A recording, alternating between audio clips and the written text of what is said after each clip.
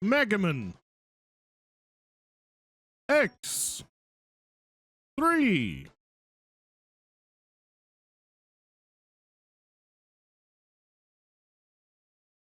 Dun-dun-dun-dun-dun.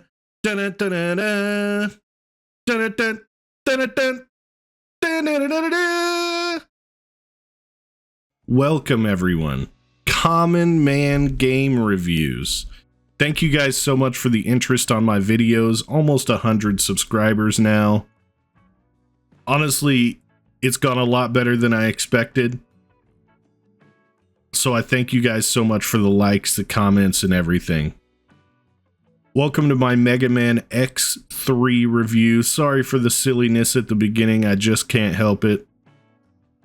It gives you an insight into what my streams are like. They're very silly. As always, we're going to be doing controls, gameplay, sound design, story, not in that order.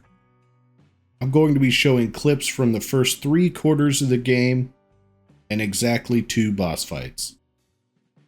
Before we start on the individual categories, a little bit of history with me and Mega Man X. I only had Mega Man X4 when I was younger. I basically missed the whole rest of the Mega Mans. It was pretty much X4 was what I knew Mega Man for. Pun not intended. As an adult, I have played Mega Man X1 and 2 and a few of the regular Mega Man games. And I looked nothing up online. No boss weaknesses or anything like that. I went into it completely blind. Anything I missed, I missed. Anything I found, I found. I only say that just in case I Symphony of the Night myself again and I don't find something important. You know why. Let's start right off with controls. You can see me waffling in the background with my wall jumps and shooting in general.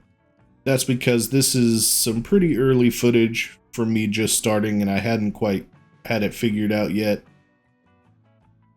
Maybe I'll show some footage from later points where I actually understand how to wall jump. The controls are very good here, very responsive for the most part. There are 2 major caveats though that made it lose some points. Those 2 caveats are as follows. Firstly, I had to rebind the dash button. Your mileage may vary on this. You may have younger, sprier fingers than I do. The dash button being placed where it is by default, where I'm constantly trying to hold the square button and press the circle button at the same time, was going to give me an RSI. For those of you who have never had an RSI before, it's to be avoided. But I could literally feel pain in my thumb trying to press those 2 buttons at the same time. But it was an issue and I did have to rebind it. Luckily I was playing on an emulator, so it was easy to do. I'm not taking off points for that, because that's probably a me problem. There was one stage in particular where my jump inputs were being eaten from time to time, and I know that it wasn't me just being bad, because I could go to any other stage and it would be just fine. I don't know if it was lag from the emulator or what, but I can only grade it on my experience, and one stage in particular, I was hitting the jump button and it simply wasn't happening. Overall, I give the controls an 8 out of 10. This would easily be a 9 out of 10 for me, had that one stage just been more responsive. But other than that one part, once I rebound dash, it all felt very good. So here we are at gameplay, and I'm going to put a boss fight in the background. So this is a complete sight read on this boss, which gives you an idea of the patterns and things you're going to have to memorize to do these bosses. This is the very first boss I chose, which of course in any Mega Man game is one of the most famously hard bosses when you don't have any powers and you don't really know what's going on in the game yet. But as you can see, I think I picked well because this guy is going down relatively easily. One thing I have to make note of in this gameplay section is every 2 or 3 times I die, I have to start the entire level over again and run all the way back to the boss. This boss probably took me 7 or so attempts.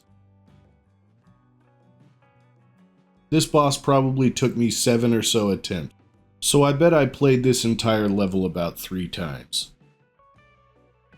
So coming back into this boss fight with renewed knowledge and probably 6 deaths under my belt, here I go again. By this point, I had already fought this boss so many times and redone this level so many times that I was just starting to get frustrated. Mercifully, the hardest bosses in the game, the random story bosses that can show up, chances are they're not going to be in that level anymore.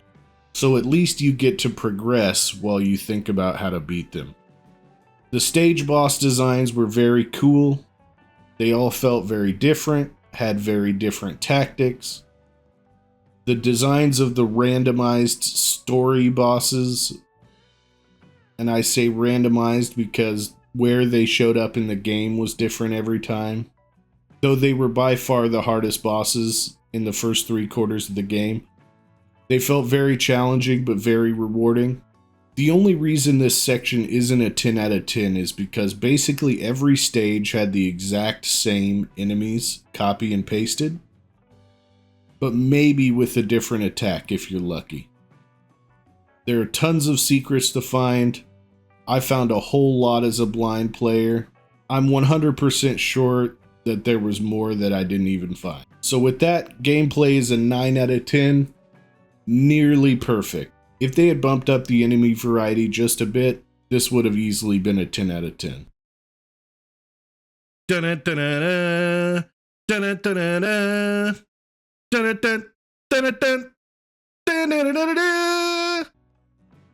Next up, story and sound. Story, basically non-existent, which in this type of game is exactly perfect. There's a cutscene at the beginning, there's a cutscene in the middle, and there's a cutscene at the end. I found that I didn't really care what was happening, and I'm glad there wasn't much of it. I gave the story an average score because I didn't find myself caring at all. Sound design, 5 out of 5. There are so many amazing tunes in this game. Really well done. I was basically bopping to the soundtrack the entire time. There was one level in particular that had terrible music. I pointed it out on the stream. My viewers pointed it out on the stream. It was awful. But I'm not taking off any points for that because the rest was just so good. One stinker doesn't take it down. You're seeing my second attempt on this boss, and as you can tell, I've pretty much got him figured out. This was one of the very few bosses in the game I actually used his weakness. As I did not use a guide, I kind of had to guess the order that these bosses were supposed to go in, and this was one of the very few times I guessed correctly. This puts my final score at 25 out of 30, an 8.3 or an A-. My time to beat was 5 hours 43 minutes. And how would I fix this game?